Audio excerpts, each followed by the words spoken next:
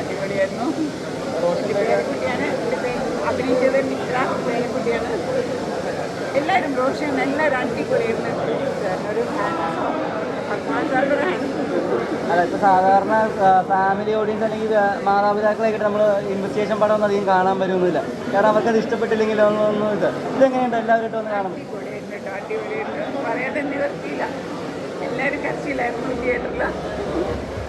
Climax ഒക്കെ വർക്കായോ?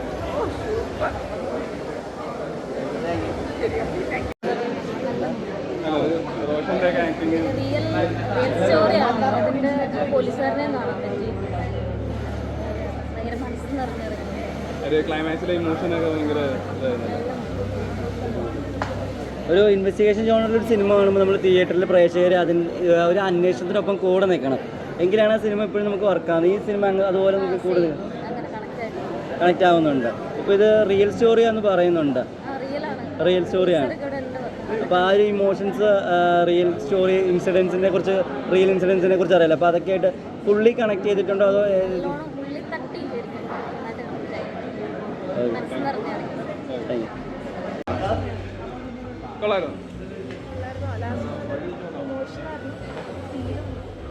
റോഷന്റെ ഒക്കെ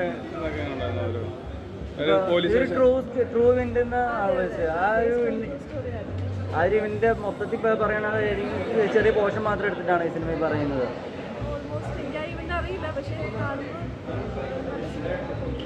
theatre experience എത്രത്തോളം ഉണ്ട് ഒരു ഇൻവെസ്റ്റിഗേഷൻ മൂവി കാണുമ്പോൾ ഉള്ള തിയേറ്റർ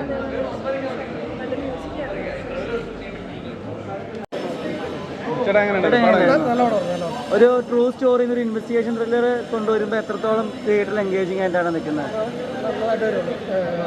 ജോസഫ് പോലെയുള്ള റോഷന്റെ ഒക്കെ ആക്ടിങ് ഒക്കെ എങ്ങനെയുണ്ടായിരുന്നു? പോലീസ് സ്റ്റേഷൻ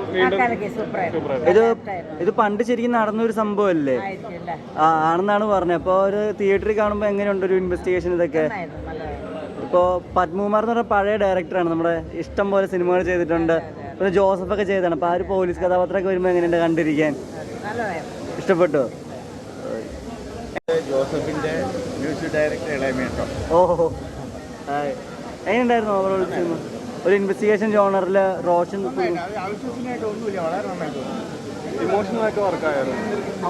ഇമോഷണൽ ക്ലൈമാക്സിലൊക്കെ ഇമോഷണലൊക്കെ അങ്ങനെ വർക്കായിരുന്നു. ഇപ്പോൾ റോഷനാണെങ്കിൽ ഇപ്പോൾ പൊതുവെ സ്ഥിരം ചെയ്യുന്ന പോലീസ് കഥാപാത്രങ്ങൾ മാറ്റമുള്ള പോലീസ് കഥാപാത്രങ്ങൾ റോഷനിൽ നിന്ന് നമുക്ക് എപ്പോഴും കാണാൻ പറ്റുന്നത്. അപ്പോൾ ഈ സിനിമയിൽ എങ്ങനെയായിരുന്നു? അതുപോലെ തന്നെയായിരുന്നു അത്? പുള്ളിയുടെ ഒരു ഇമോഷണൽ ടച്ച് കമ്പൈൻ വിത്ത് ആ പുള്ളിയുടെ ആ ഒരു ചാം എല്ലാം കൂടെ കമ്പൈൻ ചെയ്ത് അടിപൊളിയായിട്ട്. ഇപ്പോൾ ഒരു ഇൻവെസ്റ്റിഗേഷൻ ത്രില്ലറിന് അപ്പുറത്തോട്ട് ഇതിന് കുറേ ഇമോഷൻസ് കൺവേ ചെയ്യാൻ ശ്രമിക്കുന്നുണ്ട്. അത് തിയേറ്ററിൽ എത്രത്തോളം ഓഡിയൻസിന് നന്നായിട്ട് വർക്കാവും. കാരണം നമുക്കൊരു സെക്കൻഡ് ഹാഫ് ഓഫ് ഒരു മൂവി മുതൽ നമ്മൾ അതിലോട്ട് അത്യാവശ്യം നല്ലതായിട്ട് റിസ്പോണ്ട് ചെയ്തിട്ടായിരിക്കും നമ്മൾ പോകുന്നത്. നമ്മളും ആ ഒരു സസ്പെൻസിന് വേണ്ടി വെയിറ്റ് ചെയ്യും. എൻഡിൽ നമുക്ക് ഡെഫിനറ്റ്ലി എല്ലാവർക്കും ഒരു ഇമോഷണൽ ഇത് ഫീൽ ചെയ്യാൻ പറ്റും തന്നെയാണ്. പിന്നെ നേരത്തെ പ്രിവ്യൂ കണ്ടവരാണെങ്കിലും ഇല്ലെങ്കിൽ ഫസ്റ്റ് FDFS കണ്ടിറങ്ങിയതാണെങ്കിലും പറഞ്ഞത് ബൈജേട്ടൻ്റെ ക്യാരക്ടർ ഒരു പോലീസ് കഥാപാത്രം ഒരു പദം വന്ന പോലീസുകാരനായി മാറിയെന്നൊക്കെയായിരുന്നു. ആ ഒരു ക്യാരക്ടർ തിയേറ്റർ സിനിമയിൽ കാണുമ്പോൾ എങ്ങനെ ഉണ്ടായിരുന്നു? ഇതിലിപ്പോൾ എല്ലാ ക്യാരക്ടേഴ്സ് എനിക്ക് തോന്നുന്നു കറക്റ്റായിട്ട് ഈവൻ ഇപ്പോൾ അവർ ചെയ്തിരിക്കുന്ന എല്ലാ കാസ്റ്റിങ്ങും ഈവൻ ഈ മുംബൈയിൽ പോകുമ്പോൾ അവിടുത്തെ കാസ്റ്റിംഗ് വരെ അതിന് ആപ്റ്റായിട്ടുള്ള ആൾക്കാരെ തന്നെ. അത് ഇവിടെ നിന്നുള്ള ആൾക്കാർ അങ്ങനെയല്ല ചെയ്തിരിക്കുന്നത്. ഇപ്പോൾ തമിഴ്നാട്ടിൽ നിന്നുള്ള ആൾക്കാർ ആ ഒരു ക്യാരക്ടറും മുംബൈയിൽ നിന്നുള്ള ആൾക്കാർ ആ ക്യാരക്ടറും എല്ലാം അങ്ങനെയാണ് ചെയ്തിരിക്കുന്നത്. ഈവൻ ബൈസാറിൻ്റെ ക്യാരക്ടർ എനിക്ക് തോന്നുന്നു he's done A very good job in this. എങ്ങനെ കണ്ടിറങ്ങി കഴിഞ്ഞപ്പോൾ ഒരു എക്സ്പീരിയൻസ്? എനിക്കൊന്നും പറയാനില്ല. ഇൻവെസ്റ്റിഗേഷൻ ത്രില്ലർ മൂവിയാണ്. പിന്നെ അത് മാത്രമല്ല സെന്റിമെന്റ്സ് ലാസ്റ്റ് എല്ലാവരും കഴിഞ്ഞുപോയി. പറയാൻ വാക്കുകളില്ല. ഒരുപാട് സന്തോഷം. എനിക്ക് ഇതിൽ നല്ലൊരു വേഷം ചെയ്യാൻ സാധിച്ചു. പത്മനാഭ സാറിന് നന്ദി, ദേവിയോട് നന്ദി, എല്ലാവർക്കും ഉണ്ട്. ഇതിലേക്ക് തന്നെ നമ്മൾ കാസ്റ്റ് ചെയ്ത് എല്ലാവർക്കും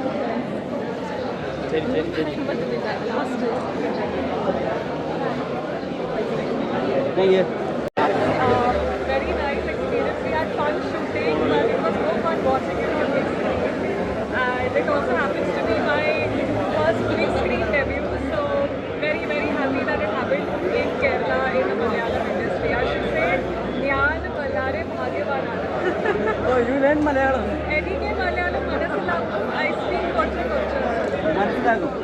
little, like കുറച്ച് and you are seeing yourself in a big screen and the audience is cheering for you. So what was your experience while I was actually dancing. If you were behind, you would have seen that. And I made people dance with me. So I think it's always nice to enjoy the moment. Yeah, totally lived it. And I'm sure if I'm going to go back to Bombay, I'm going to watch this again with my family and my friends. And it's going to be surreal again. each hero wants to portray their beautiful side in their debut movie. But this movie shows you in a different genre because it's a different genre story, different characterization. So how do you feel about the character in this movie? So my character in this movie, I was a movie star.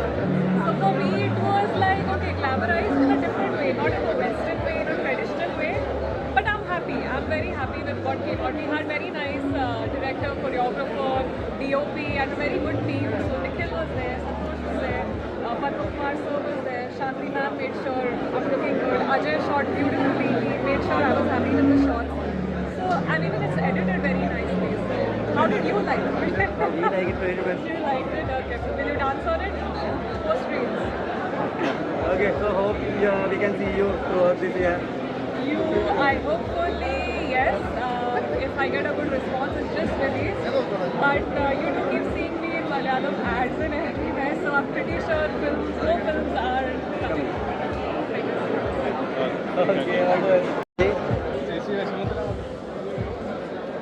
Fully emotional ആയിട്ടല്ലേ? പിന്നെ നമ്മുടെ സ്വന്തം കുട്ടി അഭിനയിച്ച ഒരു cinema എന്ന് പറയുമ്പോൾ അത് വളരെ സ്പെഷ്യലാണ്. അവളുടെ ആദ്യത്തെ പടത്തിന് ഉപരി അവൾ ചെയ്ത ഒരു ക്യാരക്ടർ, അവൾക്ക് കിട്ടിയ ഒരു ക്യാരക്ടർ വളരെ നല്ലൊരു ക്യാരക്ടറാണ്. അതിന് പപ്പേട്ടനോടും ഫുൾ ടീമിനോടും താങ്ക്സ് ഉണ്ട്.